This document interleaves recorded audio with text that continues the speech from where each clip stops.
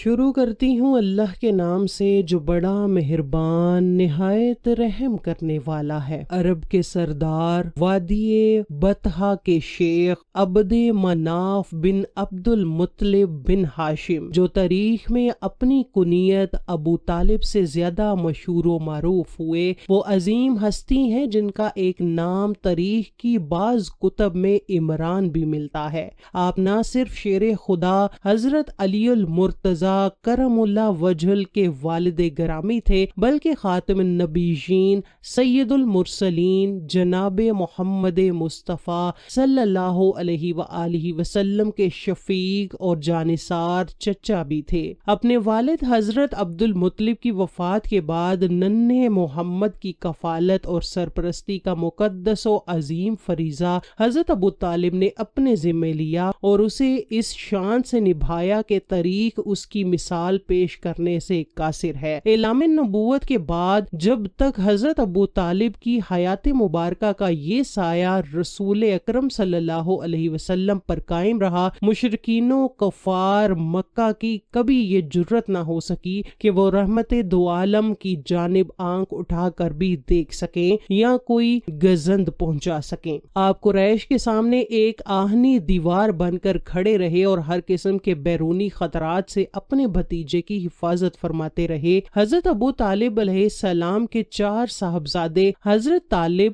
حضرت جعفر طیار جو جنگ موتا میں شہید ہوئے اور جنہیں ذوالجناحین بھی کہا جاتا ہے، حضرت عقیل اور باب العلم حضرت علی المرتضی، اور 3 صاحبزادیاں ام طالب جن کا نام فاختہ بھی بتایا جاتا ہے، ام ہانی جن کا نام بھی فاختہ یا ہند کہا جاتا ہے، اور جمانہ تھیں۔ حضرت ابو طالب علیہ السلام کی وفات کے بعد مشرکین اور کفار مکہ کی چیرہ دستیاں بڑھ گئیں اور انہوں نے حضور پاک پر مظالم کی انتہا کر دی۔ جس سال آپ کے عظیم چچا جناب ابو طالب اور آپ کی محبوب زوجہ ام المومنین حضرت خدیجہ الکبریٰ رضی اللہ تعالی عنہا نے اس جہان فانی سے کوچ فرمایا، اس سال کو رسول اکرم نے شدت غم کے باعث عام الحزن یعنی غموں کا سال قرار دیا۔ حضرت ابو طالب کی زندگی اور ان کی رسول اللہ سے قربت معتد ایسے واقعات سے مزین ہے جو قبل از نبوت ہی محمد مصطفیٰ کے غیر معمولی مرتبے اور ان سے وابستہ برکات کی نشاندہی کرتے ہیں۔ ایک مرتبہ خطہ حجاز شدید قحط سالی کی لپیٹ میں آ گیا۔ خشک سالی نے ہر طرف تباہی مچا دی، انسان و حیوان پانی کی بوند بوند کو ترسنے لگے۔ اس کڑے وقت میں مکہ کے تمام باشندے، خواہ وہ عیسائی ہوں، مشرک، جاہل یا بت پرست، سب کے سب مجتمع ہو کر حضرت ابو طالب کی خدمت میں حاضر ہوئے، کیونکہ وہ سب بخوبی جانتے تھے کہ پورے مکہ میں ان سے زیادہ کوئی متقی، پرہیزگار اور اللہ کا مقرب بندہ موجود نہیں ہے۔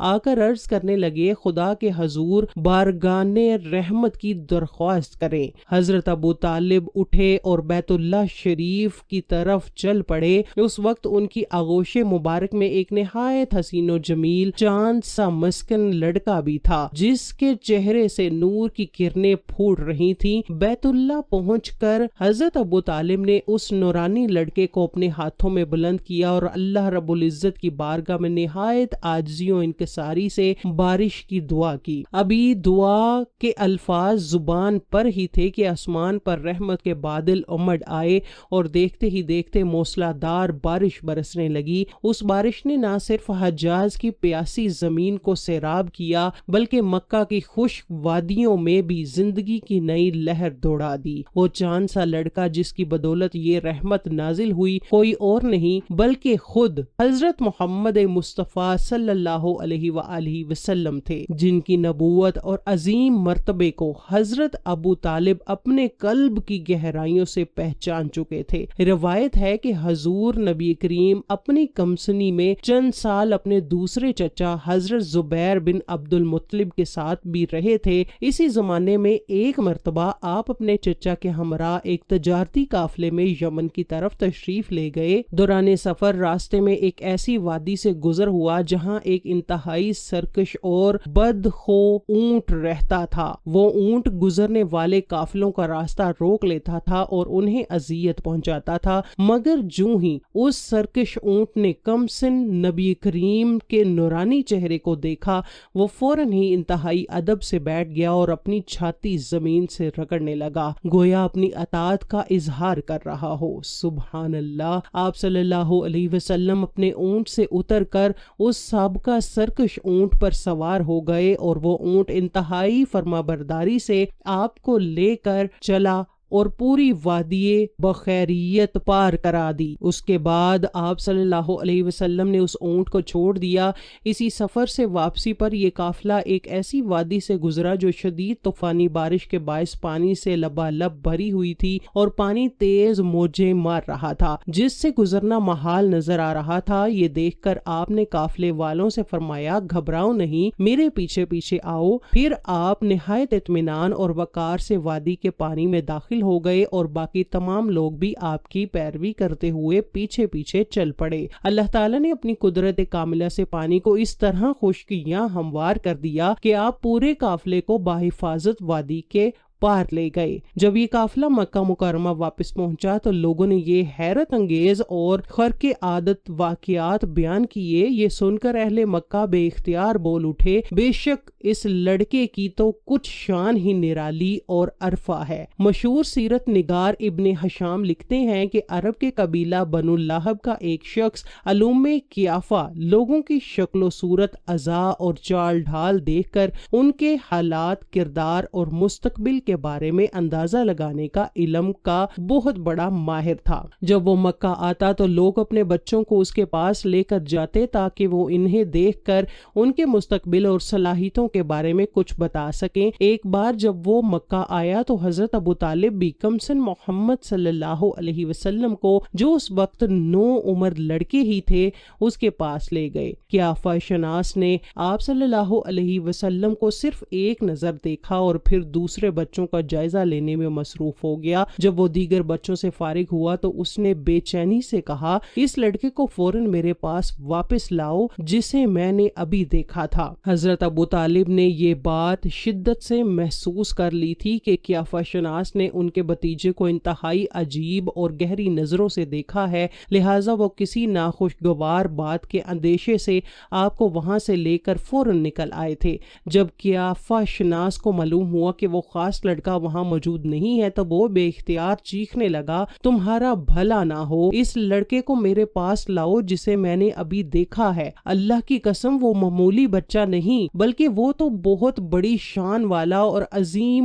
मुस्तकबिल का मालिक है। हजरत अबू तालिब ने वहां से निकलते हुए इस कियाफा शनास के ये अल्फाज सुन लिए थे, जिससे उनके दिल में अपने यतीम भतीजे की गैर मामूली हैसियत का यकीन और पुख्ता हो गया। एक और सफर के दौरान हजरत अबू तालिब को शदीद प्यास महसूस हुई। उन्होंने अपने भतीजे मोहम्मद से कहा, ए भतीजे, मुझे सख्त प्यास लगी है। ये बात हजरत अबू तालिब ने इसलिए नहीं कही कि हजूर के पास पानी मौजूद था, बल्कि अपनी बेचैनी और तकलीफ का इजहार मकसूद था। चचा की ये बात सुनकर कमसिन मोहम्मद फौरन अपनी सवारी से नीचे उतरे और पूछा, चचा जान, क्या आपको प्यास लगी है? उन्होंने फरमाया, हाँ भतीजे, प्यास की शिद्दत से बुरा हाल है। ये सुनते ही आपने करीब पड़े एक पत्थर पर अपना पाए मुबारक मारा। जूं ही आपने पत्थर पर अपना पांव मारा, अल्लाह की कुदरत से उसके नीचे से साफ, शीरीं और ठंडे पानी का एक चश्मा फूट निकला। सुभान अल्लाह। हजरत अबू तालिब और दीगर रफका ने ऐसी उम्दा पानी पहले नहीं पिया था।